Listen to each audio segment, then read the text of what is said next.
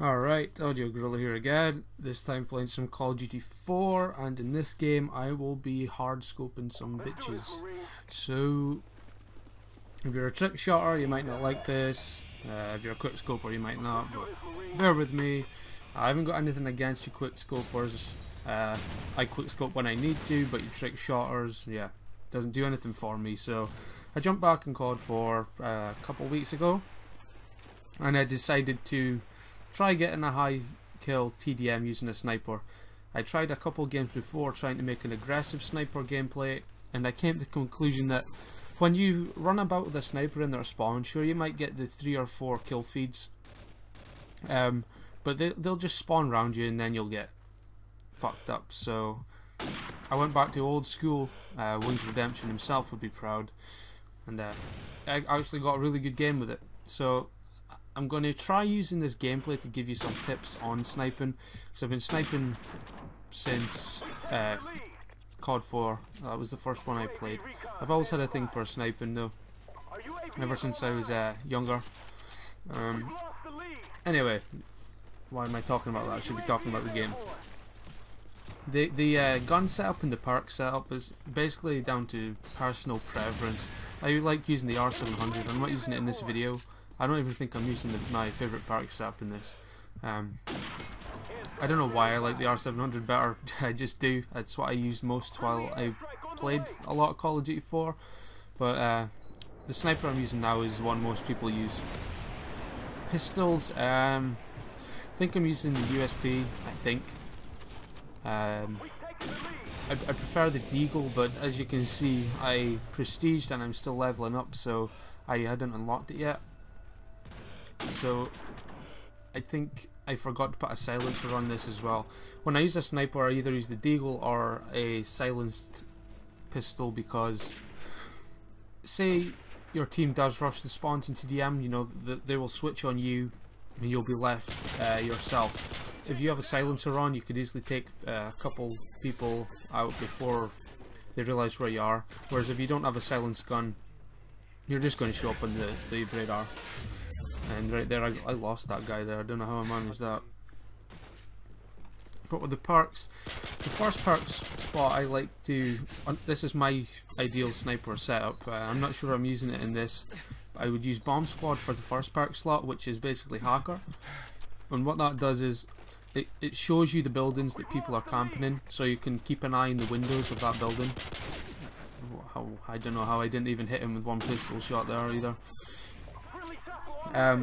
So Bomb Squad perk 1 now, I'm using 3 times stuns or something there. The second perk, Stopping Power, I use a lot because my connection isn't great, and I think Stopping Power just gives me that edge. Sometimes I'll put on I don't remember the name of it in COD 4. Cold-blooded. I'll call it Cold-blooded or Ghost, just to stay off the radars, because in COD 4 you can't choose your kill streaks and every single person's got UAV on. So sometimes with the disadvantage of sniping, it's nice to just stay hidden from the UAVs. But like I said, my connection sucks and I get enough hit markers with Stopping Power. Right, watch this airstrike here, watch. It kills me. I don't know how the fuck this kills me right here. You saw how far away I put it from myself. That's ridiculous. But there you go, it caught blocked me from another helicopter, so I probably could have broke 40 kills if it wasn't for that little incident. And anyway, the last perk, the third perk slot, I like to use Deep Impact for the FMG from Modern Warfare 2, you know, just gives you that extra bullet penetration. I just almost always run that in my snipers, unless it's on Modern Warfare 2 or Black Ops. Sometimes I'll put on Hacker or Sitrep. Same reasons as I think, am I even talking about the same perk slot here? I don't know. Anyway, it's good to have that on because you can shoot claymores through the walls and sometimes you'll get a lucky kill with it. I think the perks are a little different, yeah, because you have to, FMG is an attachment on the new one, ain't it? On Modern Warfare 2 and such. So just ignore what I said, that's complete bollocks. I took some notes, so I'm just trying to have a quick look to see what else I need to say. Oh, the sensitivity with sniping. When you look at sniping tips videos, there's a lot of questions asking people which sensitivity they use. And what I could say about that is just find one you like. Don't use a sensitivity just because someone else is using it. Like me personally, 5 sensitivity is what I've used and I've gotten used to it. And that's my sensitivity. I can't move it. I tried using high sensitivity for red guns and then switching for a sniper, but I really don't like having to switch sensitivities every time I switch guns. But I have friends who can, but I can't do it. But with 5 sensitivity, I find it's easy to use all weapons with it. It's not too sensitive, so I can get across the map, you know, with assault rifles, and it's not so slow that you can't chase someone with your crosshairs. That's just me. Like I said, find a sensitivity which suits you and your play style, and you're good to go. Don't go copying someone else just because they do it. Don't use such a sensitivity because Hutch uses it. Just do what you find comfortable. Yeah.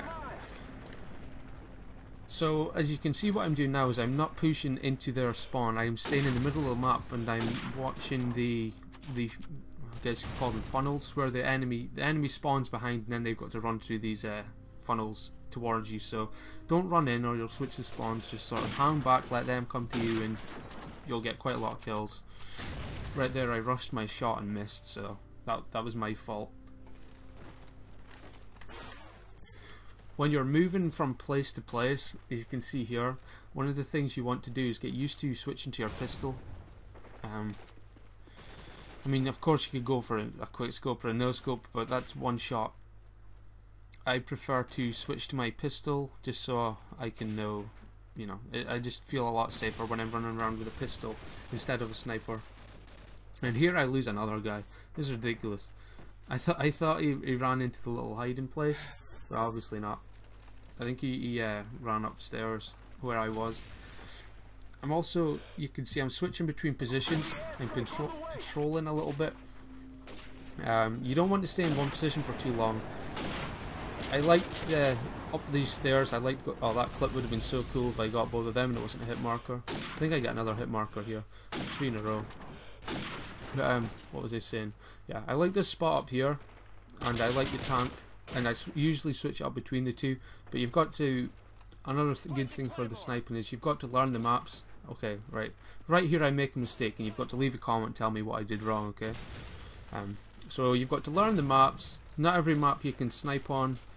It's just got to figure out which maps is best suited for sniping and learn the best sniper spots to switch between them. And I think that's about all I've got to say, and the video's about to wrap up anyway.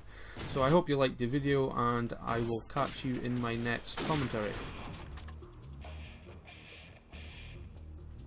Mission accomplished. Good work, Marines.